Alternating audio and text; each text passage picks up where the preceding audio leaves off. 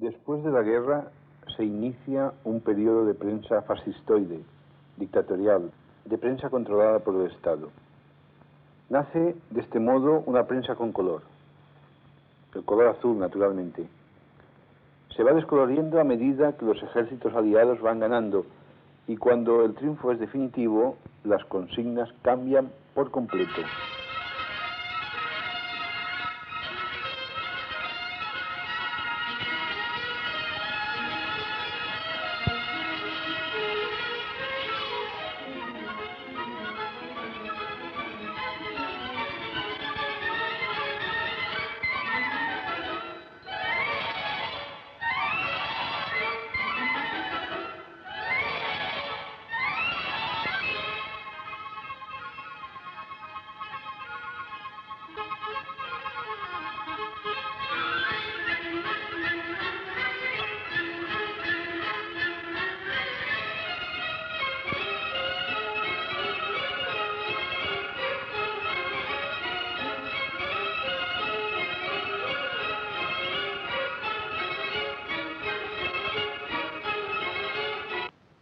Se va liberalizando hasta más próximo a nuestros días el gobierno en que Ullastres y Fraga ocuparon sendos ministerios.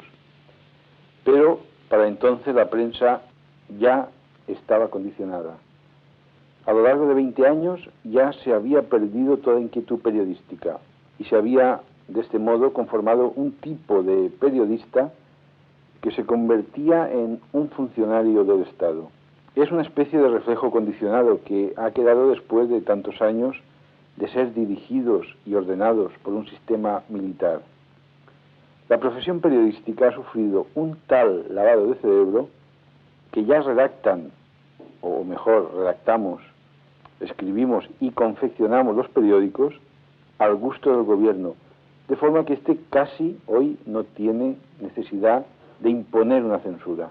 Con la apertura más o menos grande aparecida en este periodo, surge el nuevo fenómeno de la empresa periodística. Pero esta empresa está también controlada por el capitalismo. La prensa periodística en España se divide en dos grandes bloques.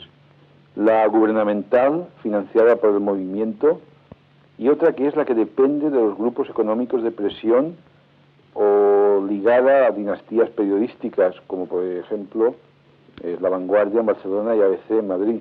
La diferencia entre estos dos grupos es enorme. Mientras que la prensa oficial mantiene siempre las tesis del gobierno en todos los asuntos de política nacional e internacional, los periódicos del segundo bloque se permiten algunos pinitos de libertad o de discrepancia. Sobre la información que viene del extranjero, a través de las agencias de noticias, existe un doble control.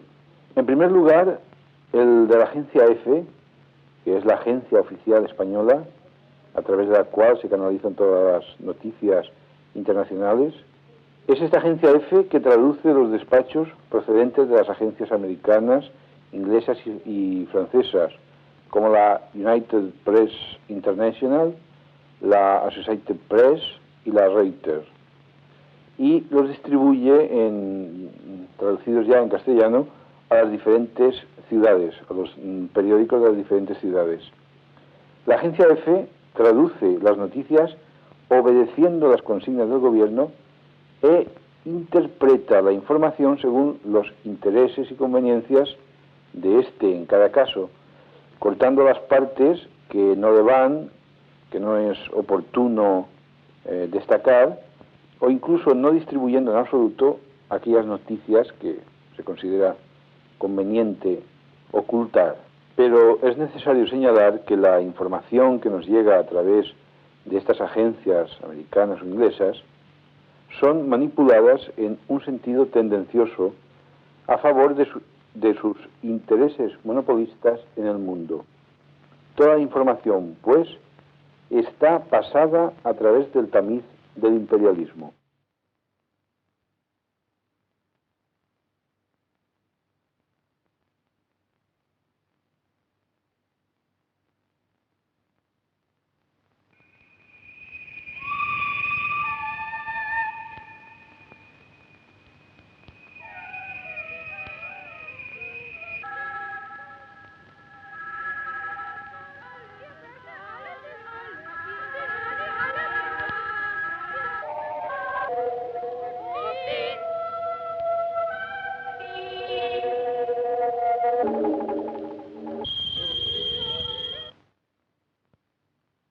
El segundo control que se ejerce sobre las noticias queda al criterio de las propias empresas, en las cuales se da el caso curioso de que se ejerce este control con un espíritu todavía más estrecho y cerrado.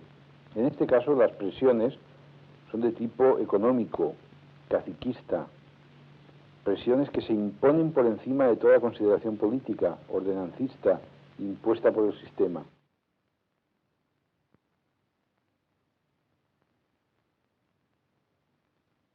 Entre las agencias que distribuyen información nacional está la Cifra, que es la agencia oficial que transmite noticias especialmente sobre inauguraciones, aniversarios, ceremonias, desfiles, bendiciones, etc.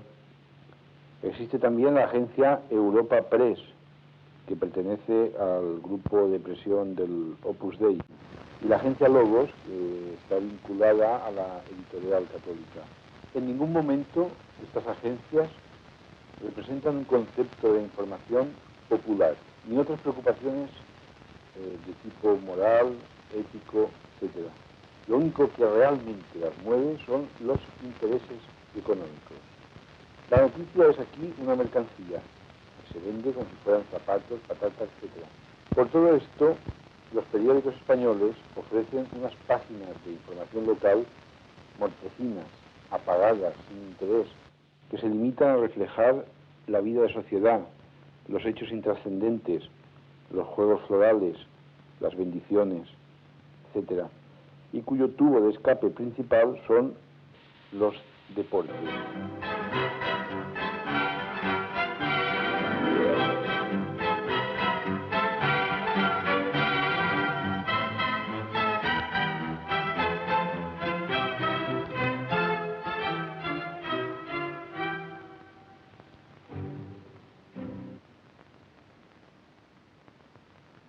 La información económica en los periódicos se divide en dos partes fundamentales: la información económica general y después otra información que normalmente es conocida por información financiera, que habla solamente sobre la situación y la marcha de las empresas.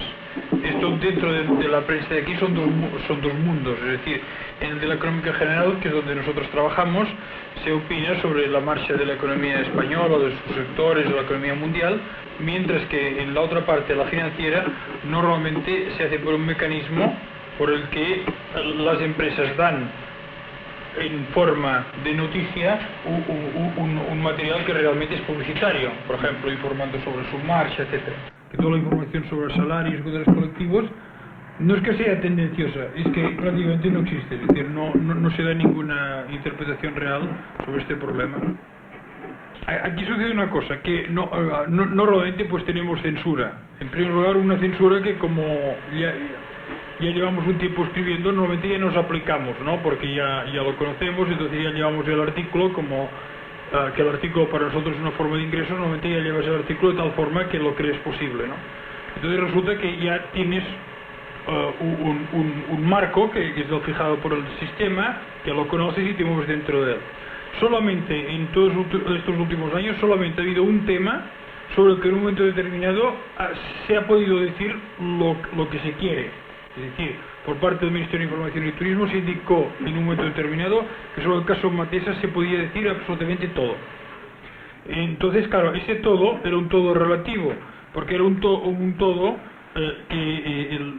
la libertad que marcaba la lucha entre dos grupos, diríamos los falangistas y el Opus Dei, que estaban en el gobierno sobre esta cuestión. Pero cuando había alguna información sobre Matesa que intentaba ligar el caso de esta empresa con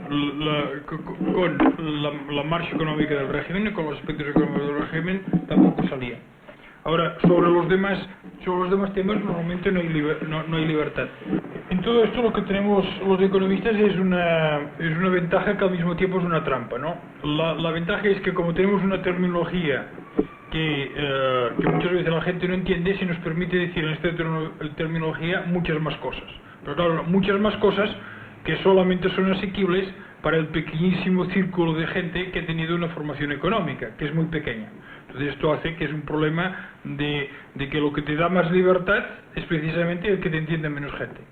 Y aquí está la contradicción. Y cuando se entiende mucha gente es cuando te censuran los artículos o pasan problemas de esto. De este modo, el director es una persona acosada por estos dos controles y esto origina que a veces funcione el control de la empresa con una autocensura y a veces el control del gobierno. En los periódicos estamos cansados de recibir a jurados de empresa, estudiantes, obreros, que vienen con noticias de sus problemas, con cartas llenas de firmas, y que luego no publica nada. Y si se publica, hay los consiguientes disgustos a nivel empresarial o a nivel político. Como ejemplo, vale el hecho de la última huelga producida en AEG en Tarrás. Todos los periódicos publicaron una nota de la empresa, la cual, por cierto, estaba en contradicción con lo que esta misma empresa había escrito a la puerta de la fábrica para advertencia de los trabajadores, y los obreros, naturalmente, no tuvieron derecho a réplica. Este derecho termina a un cierto nivel. Esto nos demuestra clarísimamente al servicio de quién está la prensa, y evidentemente no es al servicio de los trabajadores, sino al servicio de las empresas y al servicio de la burguesía.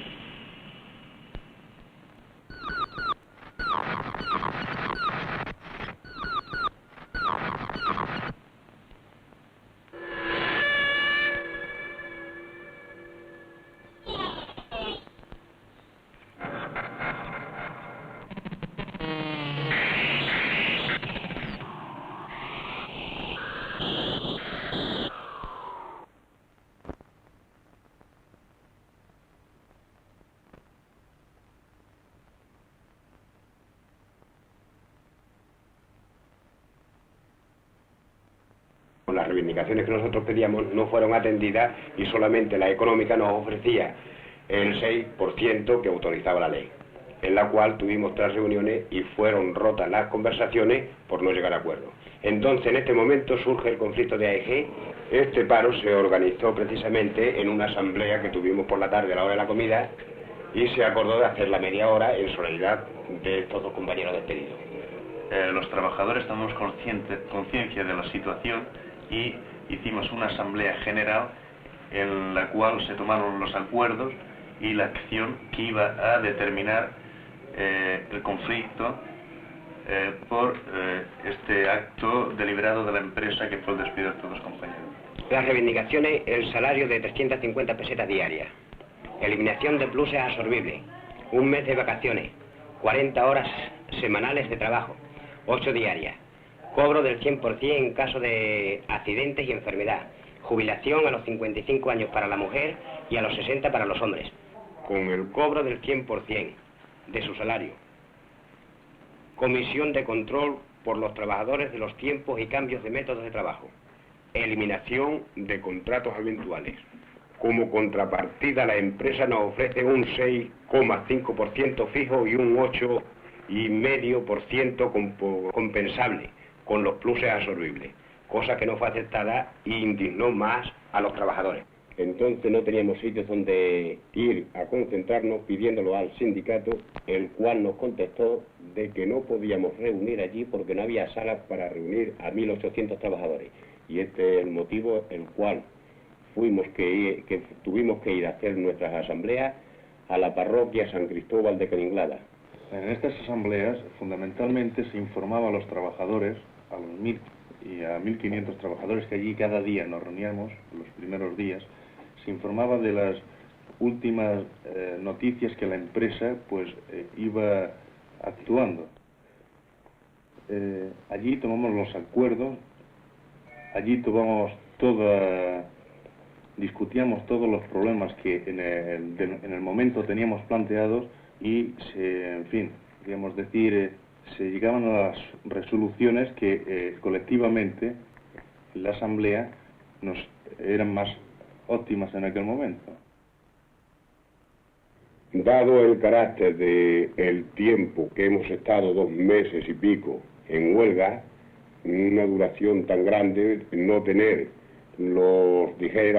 tuviéramos un sindicato nuestro donde pudiéramos reunirnos y pudiéramos hablar con más libertad, teniendo en cuenta de que estamos en un país que no existe libertad, aunque la propaganda lo diga. Los trabajadores no tenemos derecho a nada en este país. Teníamos que valernos de todas las formas y mañas para poder unirnos, y esta asamblea ha sido precisamente una lección para todos los trabajadores de la forma que podemos desarrollar nuestra lucha y democráticamente acordar las decisiones que allí se tenían en cuenta entre todos. Entonces nosotros intentemos solamente que mandar una carta mandando los hechos reales de cómo sucedió el conflicto y cuáles fueron sus características. Nunca hemos tenido la idea de que la prensa va a colaborar en un sentido nuestro, sino todo lo contrario. Los motivos principales de esta reclusión en la catedral eran precisamente, muy concreto, las detenciones de los últimos días con motivo del conflicto AEG. Había habido, pues, aquel día habían 17 detenidos, algunos de ellos habían sido perseguidos a la salida del templo de la parroquia de Cananglada, incluso con tiros al aire. Así habían detenido varios, y entonces nosotros pues protestábamos por estos. Pues la posición del arzobispo, luego nos enteramos que lo que nos habían dicho los de la Brigada Político-Social era verdad. O sea, el señor arzobispo había dado órdenes de que nos sacaran de allí como fuera. Nosotros pasamos una nota a la prensa que fue prácticamente ignorada por toda la prensa, y lo que realmente la prensa publicó a grandes titulares fue la nota del arzobispado sobre el encierro en la catedral.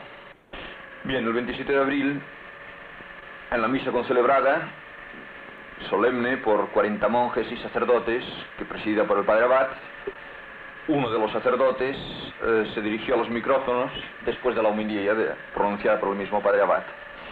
El sacerdote no pudo leer el texto porque desconectaron el micrófono, y cuando intentó explicar a viva voz su propósito, los acordes del órgano ahogaron su voz.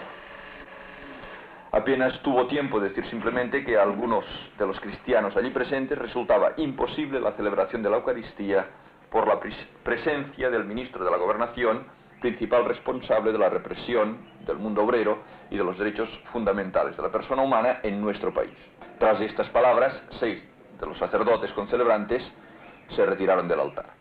El texto íntegro para dicho acto, que no pudimos leer, decía así: movidos por la palabra de Dios que nos exige, antes de depositar las ofrendas al altar, haz las paces con tus hermanos, a un grupo de cristianos presentes en esta reunión nos resulta muy difícil, por no decir imposible, la celebración de la Eucaristía con la presencia del ministro de la Gobernación, responsable de la represión del mundo obrero, intelectual y de todos los derechos básicos de la persona humana.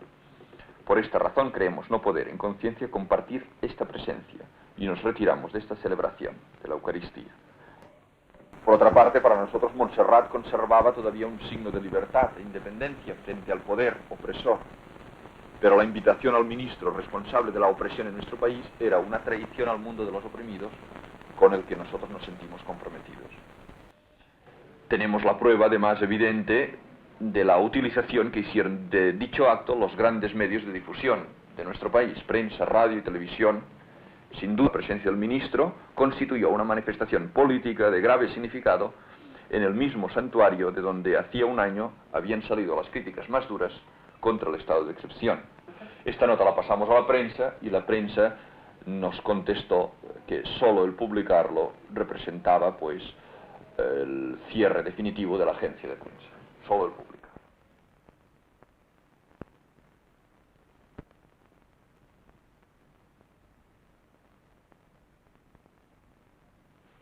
Si en una determinada fábrica o barrio obrero surge cualquier tipo de lucha, una huelga, una acción, manifestación, etc., la prensa se ve obligada a tratarlo casi de escondidas, como si fuera un pecado, como un suelto confeccionado a una sola columna, como máximo dedicándole de 12 a 14 líneas, y la mayor parte de las veces, claro, falseado. Entonces no nos extrañemos que los obreros y sus familiares no puedan ni quieran comprar el periódico mientras no traten sus asuntos con el gasto de espacio y veracidad que merece. Está claro, todo esto repercute en el carácter antipopular de la prensa y que está destinada en un 99%, diría, a una burguesía más o menos ilustrada. La clase trabajadora no puede penetrar en una prensa que no está hecha para ella.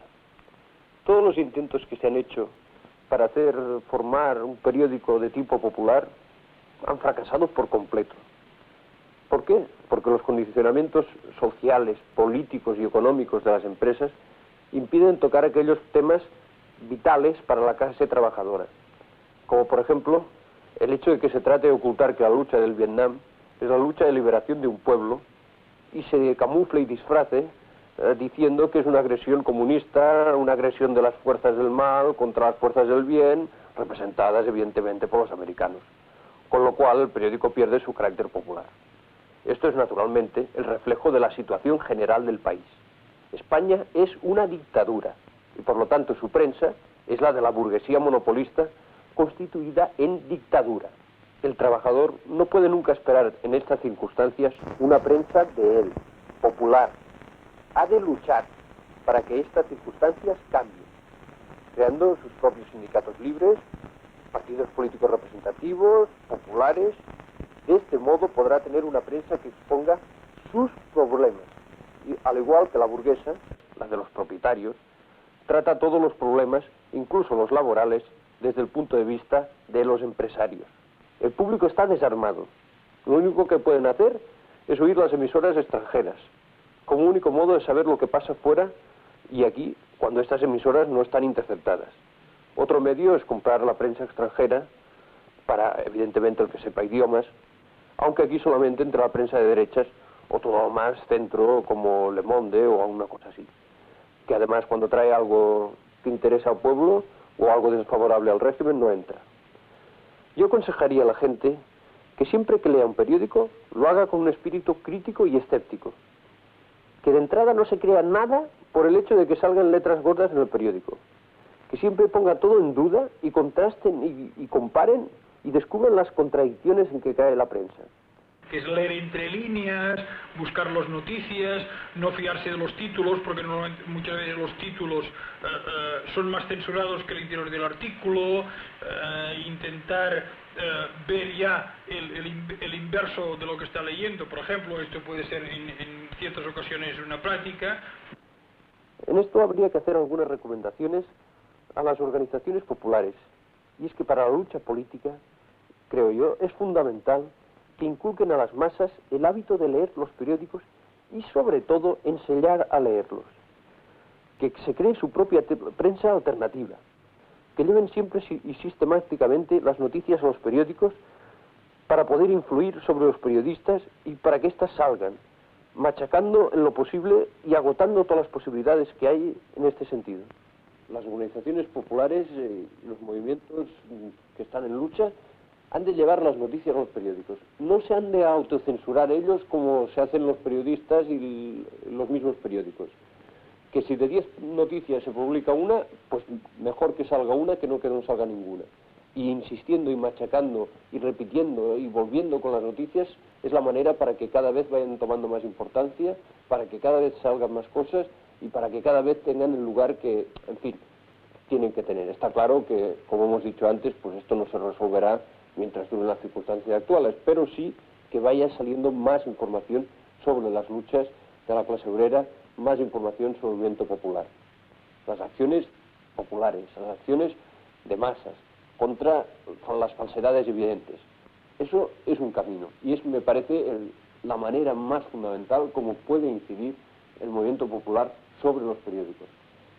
Con esa presión, con esas acciones, cuando la falsedad de las noticias sea evidente, cuando se falsee de manera tan clara como se hace últimamente, las acciones de este tipo, de quema de periódicos, de boicot, etcétera, son las armas fundamentales que tiene el pueblo para combatir esta falsa información.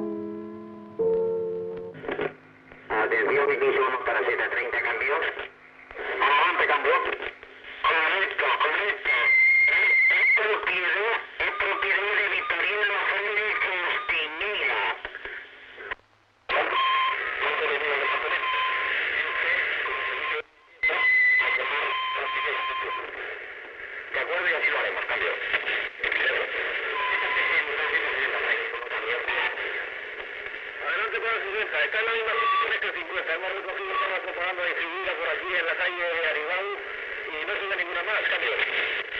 Pues de acuerdo, iguales instrucciones, cambio. Atención X1, X1, V40, enciende, equipo, cambio. Tercero. X1, H7 llama, cambio. Adelante, cambio. H7 se encuentra en el lugar asignado sin novedad, corto. Tercero, corto. X1 llama a V50, cambio. Adelante, cambio. 50 llegado al lugar asignado sin novedad, cambio. Tercero, corto.